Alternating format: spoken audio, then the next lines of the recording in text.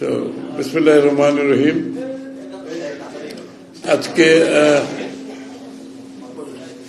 European ইউনিয়নের ambassador আসছিল সৌজন্য সাক্ষাৎ এবং বর্তমান বাংলাদেশের সার্বিক রাজনৈতিক, অর্থনৈতিক, বৈদেশিক সম্পর্ক এবং অবস্থান নিয়ে দীর্ঘ আলোচনা হয়েছে। রাজনীতির ক্ষেত্রে যেটা, সেটা তো স্বাভাবিকভাবে আপনারা বুঝতেই পারছেন, এটা তো নির্বাচন এবং এই যে আমাদের সংস্কারের ব্যাপারে, যেখানে সংস্কার কমিশনগুলোর সবকিছুর একটা ঐক্যমত সৃষ্টির যে প্রচেষ্টা চলছে, এইগুলো নিয়ে আলোচনা হয়েছে এবং এই ব্যাপারে যেটা সবসময় আমরা বলে আসছি এবং আমার মনে হয় এই ব্যাপারে কারোর দ্বিমত আছে আমরা মনে করি না। যারা গণতন্ত্রে বিশ্বাস করে তাদের দ্বিমত থাকার কথা না, যে যেই সব জায়গায় ঐক্যমত হবে সেগুলো আমরা ক্যারি ফরওয়ার্ড করব, এগিয়ে নিয়ে যাব। আর যেখানে ঐক্যমত হবে না, সেটা সাংবিধানিক হোক, নির্বাচনী হোক, অন্য যে কোনো বিষয় হোক, সেটা আগামী নির্বাচনে প্রত্যেকটি দলের অধিকার আছে, তারপর জনগণের কাছে নিয়ে যাবে এবং জনগণের সামনে উপস্থাপন করবে। জনগণের মতামত নিয়ে সংসদে এসে আলোচনা হবে, তর্ক হবে, বিতর্ক হবে এবং পাশ হবে। এগুলো সব পরিবর্তনের কথা বলছি, আমরা সব সংস্কারের কথা বলছি। তো সুতরাং সেই দিক থেকে সে আলোচনাটা ওইভাবেই হয়েছে মোটামুটি। নির্বাচনের ব্যাপারে স্বভাবতই দেশের বাইরে সকলের মধ্যে যে একটা কাজ করছে যে নির্বাচন কবে হবে, কবে গণতান্ত্রিক অর্ডার দেশে ফিরে আসবে। বর্তমানে তো দেশে গণতান্ত্রিক একটা সরকার আছে, কোনো অসুবিধা নেই।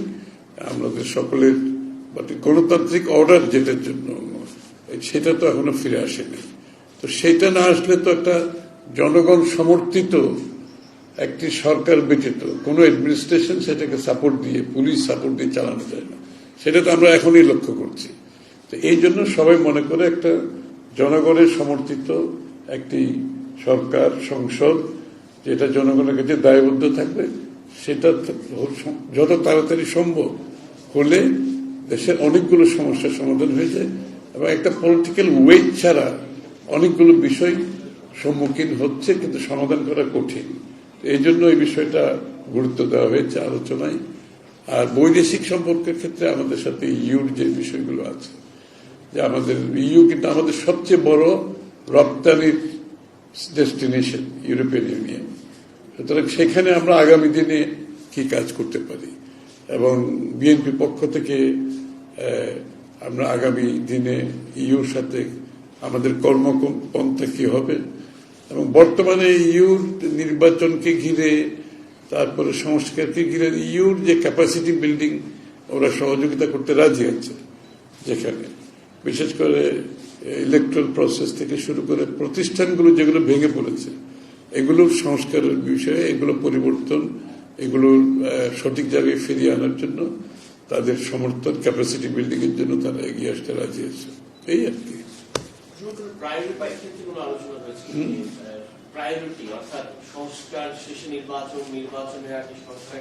হ্যাঁ, এটা নির্বাচন আগে পরের বিষয়টা কোনো গুরুত্বপূর্ণ না। গুরুত্বপূর্ণ যে কোটিতে আমরা ঐক্যমত হব সেগুলো বাস্তবায়ন করতে হবে।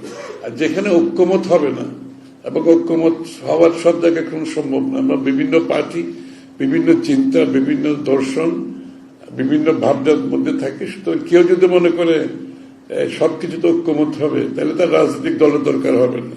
তো বাংলাদেশ আবার বাকশাল নিয়ে আসলেই পারি আমরা। তো বাকশালে তো ফিরে যেতে চাই না আমরা একটা ডাইভার্সিফাইড একটা কান্ট্রি, যেখানে ভিন্ন মত ভিন্ন পথে চলবে, কিন্তু যেখানে ঐক্যমত হবে সেই বিষয়গুলো আমরা সমাধান করতে পারবো ইমিডিয়েটলি। আর যেখানে ঐক্যমত হবে না, সেটা আগামী দিনে নির্বাচনে প্রত্যেকটি দল তাদের ম্যান্ডেট নিয়ে, তাদের ম্যানিফেস্টো নিয়ে, তাদের ভাবনা নিয়ে জনগণের কাছে যাবে এবং জনগণের ভোটের পরিপ্রেক্ষিতে যে সংসদ হবে, জনগণ যে ম্যান্ডেট দেবে, সেই সংসদ সেই সংস্কারগুলো বাস্তবায়ন করবে, সিদ্ধান্ত নেবে।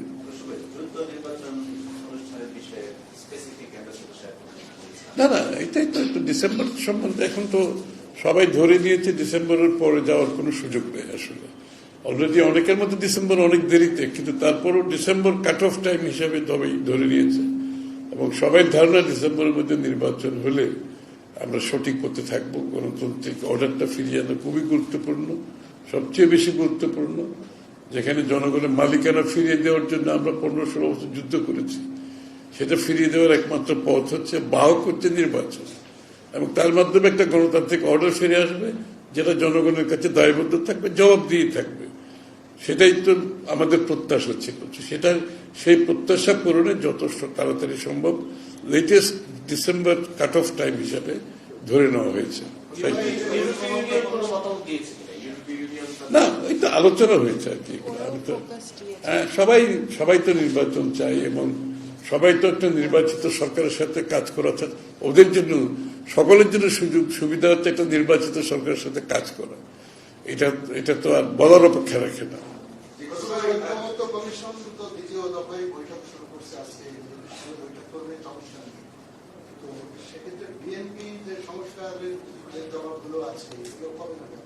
রোববার জমা দেবে। আপনারা কি স্পেসিফিক ভাবে বলেছেন যে আপনারা কবে নির্বাচনটা, ডিসেম্বর বা তার আগে বা তারপরে স্পেসিফিক ভাবে তার কাছে বলেছেন? আমরা তো তার কাছে বলার দরকার তো নয়, আমরা তো বলেই আসছি যে নির্বাচন যত দ্রুত হবে তত তাড়াতাড়ি একটা গণতান্ত্রিক অর্ডার ফিরে আসবে, জনগণের মালিকানা ফিরে পাবে, একটা দায়বদ্ধ জবাবদিহি সরকার থাকবে। সেই দায়বদ্ধ জবাবদিহি থাকলেই তো পরিবর্তন আনতে পারবে না। যে সরকারের দায়বদ্ধ থাকবে না, জবাবদিহি তো থাকবে না, তারা তো পরিবর্তন আনার খুব বেশি সুযোগ নয়, এটা তো বুঝতে হবে।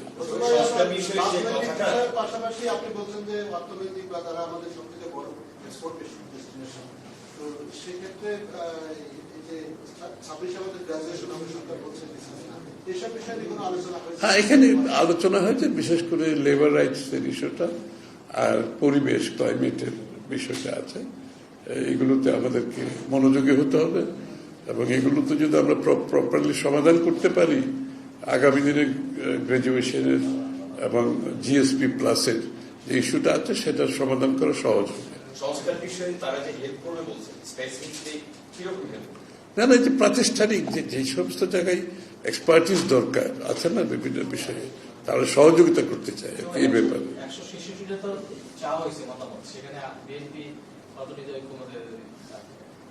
রোববারে সাবমিট করার পরে আলোচনায় চলে আসবে।